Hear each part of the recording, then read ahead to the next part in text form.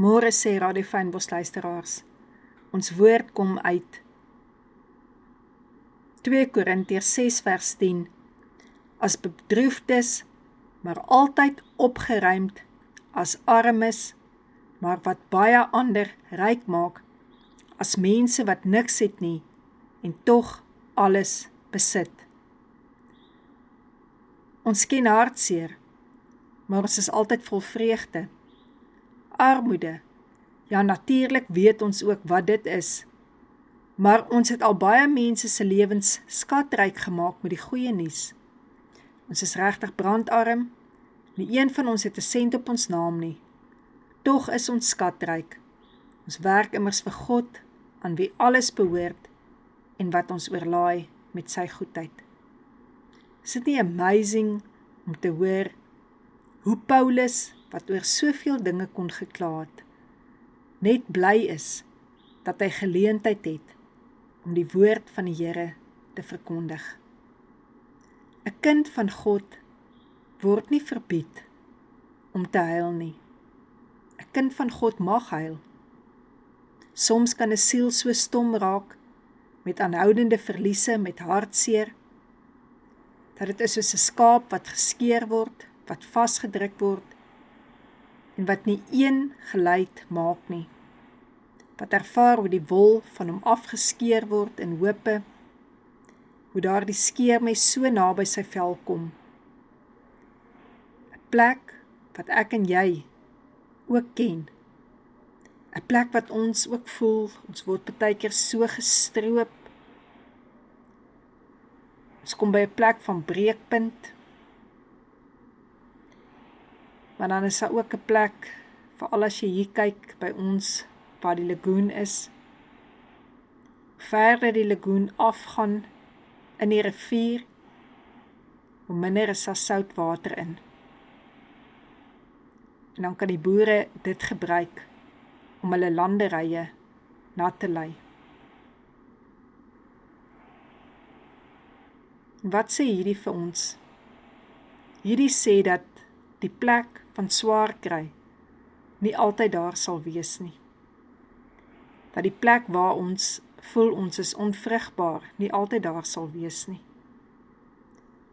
Maar dat dit sal verander. En dat ons op 'n ander manier moet kyk na dit. Dat al is ons hartseer,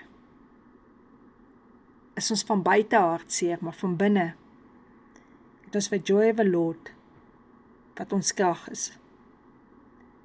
Ja, ons kan dalk na ons bankstate kyk en sê, daar is nie geld nie. Maar ek en jy kan die woord van die Here bring, en ons kan daaruit mense skatryk maak. As jy gaan kyk, hoeveel dit kos, as mense siek word, as mense geestelik siek word, en jy dink hoeveel dit kos, om hulle met die woord gesond te maak, dan besef jy, wat hierdie gedeelte beteken.